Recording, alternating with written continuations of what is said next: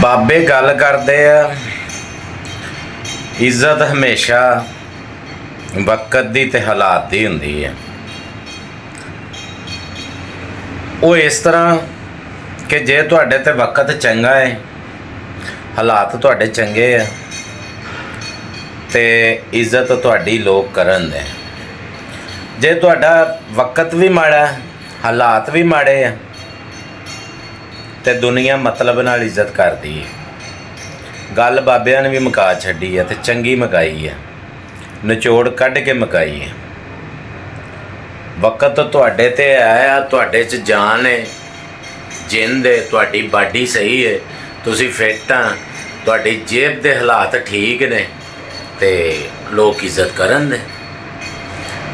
ਜੇ ਤੁਸੀਂ ਮਾੜੇ ਆ, ਕਮਜ਼ੋਰ ਆ, ਜਿਸਮਾਨੀ ਵੀ ਕਮਜ਼ੋਰ ਆ, ਜੇਬ ਵੱਲੋਂ ਵੀ ਕਮਜ਼ੋਰ ਆ, ਮਾਲੀ ਹਾਲਾਤ ਵੱਲੋਂ ਵੀ ਕਮਜ਼ੋਰ ਆ, ਤੇ ਫਿਰ ਤੁਹਾਡੀ ਇੱਜ਼ਤ ਨਹੀਂ ਕਿਸੇ ਨੇ ਕਰਨੀ, ਕਿਉਂਕਿ ਤੁਹਾਡੇ ਨਾਲ ਮਤਲਬ ਹੀ ਨਹੀਂ ਕਿਸੇ ਨੂੰ ਨਾ।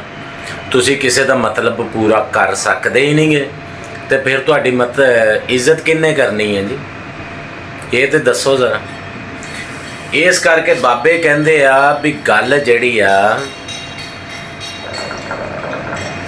ਇੱਜ਼ਤ ਹਮੇਸ਼ਾ ਲੋਕ ਜਿਹੜੇ ਨੇ ਇਹ ਵਕਤ ਦੀ, ਹਾਲਾਤ ਦੀ, ਤੇ ਜਿਹੜਾ ਨਾ ਜੇਬ ਭਰੀ ਹੋਵੇ, ਜੇਬ ਤੁਹਾਡੀ ਚੰਗੀ ਭਰੀ ਹੋਵੇ, ਫੁੱਲੀ ਹੋਣੀ ਚਾਹੀਦੀ ਹੈ। ਤੇ ਚੋਰੀ ਲੋਕ ਇੱਜ਼ਤਾਂ ਕਰਨ ਵਾਲੇ ਅੱਗੇ ਪਿੱਛੇ ਬਾਬੇ ਕਹਿੰਦੇ ਫਿਰਨ ਦੇ। ਤੇ ਜੇ ਤੁਹਾਡੇ ਕੋਲ ਪੈਸਾ ਪੂਸਾ ਨਹੀਂ ਨਾ ਹੈ, ਪੈਸਾ ਪੂਸਾ ਨਹੀਂ ਹੈ, ਤੇ ਚੋਰੀ ਕਿਸੇ ਗੱਲ ਨਹੀਂ ਹੋ ਸੁਣਨੀ, ਕਿਸੇ ਵੀ ਗੱਲ ਨਹੀਂ ਕਰਨੀ ਤੁਹਾਡੇ ਨਾਲ। ਇਹ ਬਾਬਿਆਂ ਨੇ ਗੱਲ ਜਿਹੜੀ ਹੈ ਨਾ ਸਹੀ ਕੀਤੀ ਹੈ।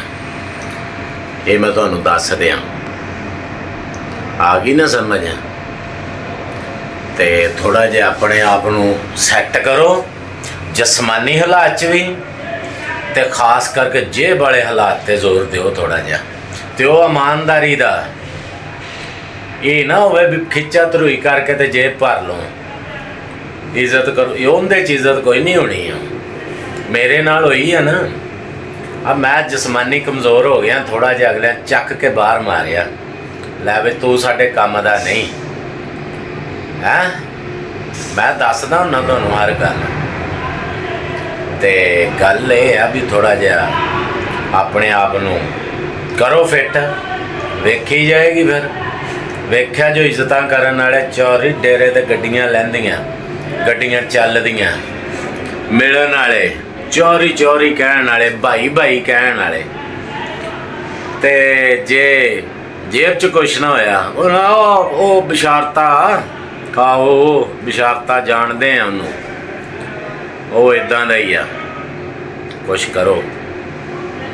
ਬਾਬਿਆਂ ਨੇ ਗੱਲਾਂ ਸਹੀ ਕੀਤੀਆਂ, ਸੱਚੀਆਂ ਕੀਤੀਆਂ।